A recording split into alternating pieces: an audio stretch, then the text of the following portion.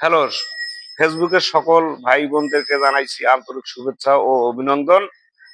আমি এই মুহূর্তে আছি আমাদের নীলফামারী মিলনপল্লী সার্বজনীন দুর্গা মন্দির, মিলনপল্লী কেন্দ্রীয় দুর্গা মন্দির।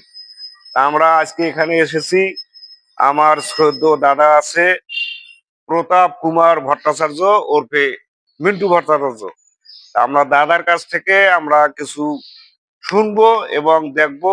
এনার সম্পর্কে আরো কিছু কথা আছে, বাকিটা আমি ওনার সঙ্গে কথা বলার পর বলবো। আমি এই মিলনপল্লী সার্বজনীন মন্দিরের পুরোহিত মিন্টু কুমার ভট্টাচার্য। প্রতাপ কুমার ভট্টাচার্য তো আইডিতে লেখা আছে, কিন্তু মিন্টু ভট্টাচার্য বললে পরে সবাই চেনে। সবাই ছেলে। যাই হোক, আমি আর একটা বিষয় দাদাকে দেখে আর কিছুটা বলতে চাচ্ছি। কথাটা আপনারা মানে খারাপ ভাবে নিবেন না। তা আমরা সাধারণত টেলিভিশনে গোপাল ভাঁড়কে দেখি। তো দাদাকে দেখে আমার মনে পড়লো যে ইনি আমাদের নীলফামারীর গোপাল ভাঁড়।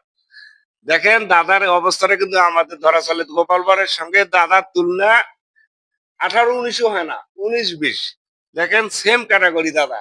দাদা কিন্তু আসলে খুব সত্যি একজন ভালো মনের লোক।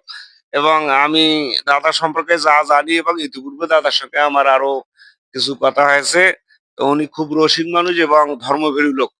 তা দাদার জন্য আপনারা দোয়া করবেন, আমাদের জন্য দোয়া করবেন। সবাই সুস্থ থাকবেন, সুন্দর থাকবেন, সবারই এই প্রত্যাশায়। আল্লাহ হাফেজ।